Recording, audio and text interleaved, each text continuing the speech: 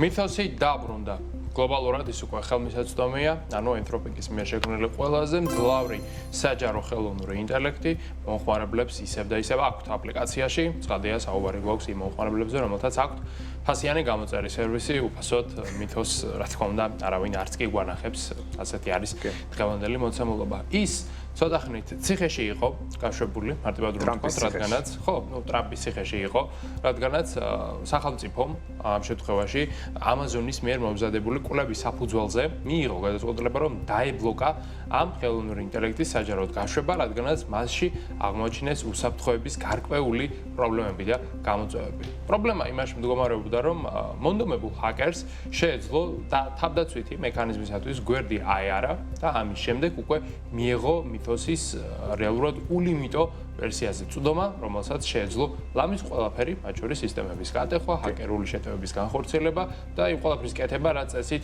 ხელოვნურ ინტელექტს, საჯაროდ ხელმისაწვდომ ხელოვნურ ინტელექტს არ უნდა შეეძლოს. ამიტომაც ამბობდნენ კიდევაც კომპანიაში, რომ ესეთი ვერსია არ გამოვაო საჯაროდ, მაგრამ თურმე ყოფილა. თურმე ყოფილა ხელმისაწვდომი. ცხადია, პირდაპირ არ იყო ხელმისაწვდომი, ანუ ჩვეულებრივი იუზერი ვერ სთხოვდა რაღაც ვებგვერდის გატეხვას, მაგრამ მონდომებული იუზერი მოახერხებდა მოკლედ ამ თავდაცვითი მექანიზმის გვერდის ავადს. თუმცა, როგორც ჩანს, ეს ხვრელი ამოქოლილია, რადგანაც რამდენიმე შემოწმება გაიარა მოკლედ განახლებულმა ვერსიამ და კიბერუსაფრთხოების ექსპერტები ამბობენ, რომ ახლა უკვე მითოსის ეს ვერსია იმდენად არის დაცული, რომ მისი თავდაცვითი მექანიზმების გვერდის ავლა ეგრე მარტივად ვეღარ მოხდება, ანუ ის არის საზოგადოებისათვის უსაფრთხო და ხელმისაწვდომი. თავად მითოზებს ვთქვათ, ორიოდე სიტყვა ეს ენთროპიკის მიერ შექმნილი ყველაზე მძლავრი ხელოვნური ინტელექტია, რომელიც სხვადასხვა ბენჩმარკების მიხედვით 30-40-50% უფრო მძლავრია ვიდრე სხვა ნებისმიერი AI მოდელი, რაც აქამდე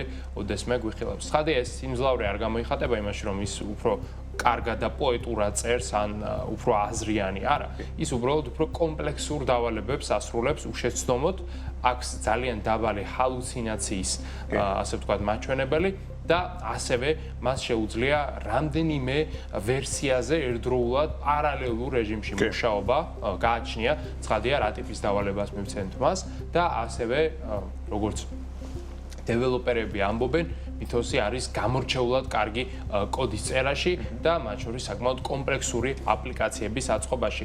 ენთროპიკი ამაში პრინციპში ისედაც საუკეთესოა, მაგრამ მითოსი საერთოდ სხვა დონეზე არის წარმოდგენილი სხვა კონკურენტებთან. ის რომ არანორმალურად დიდი რაოდენობის ტოკენებს სვავს. ფაქტობრივად ეს არის გარდაუვალი მოცემულობა, როცა ვითარდება ხელოვნური ინტელექტი და განსაკუთრებით ენთროპიკი, როცა ავითარებს თავის მოდელებს, ყოველთვის ვეჩეხებით იმ რეალობას, რომ თუ გვინდა ხარისხი, ეს მოითხოვს ძალიან დიდ ხარჯებსაც და სწორედ ეს ამის სიმბოლოა ფაქტობრივად მითოსი და მითოსის ამ შემთხვევაში Fable ვერსია, რომელიც როგორც ვიცით გამოსვლიდან 3 დღეში დაიბლოკა და ხუმრობაც იყო თითქოს ჯეფ ბეზოსმა სპეციალურად გაუკეთა ეს ენთროპიკს. მოკლედ, სიახლე კარგია, დადებითია, ეს ნიშნავს იმას, რომ რეალურად არ მივსულართ იმ ეტაპამდე, როცა უკვე სახელმწიფო პირდაპირ ჩაერევა და აღარ მისცემს ხელოვნურ ინტელექტს განვითარების საშუალებას, თუმცა მნიშვნელოვანი სიმბოლოც და მაგალითიც ვიხილეთ იმისა, რომ ამერიკის ხელისუფლებას არ სძინავს და ის მუდმივად გააკეთებს ყველაფერს იმისთვის, რომ ხელოვნურმა ინტელექტმა არ მიაღწიოს იმ ეტაპს, როცა ის საზოგადოებისთვის საშიში გახდება.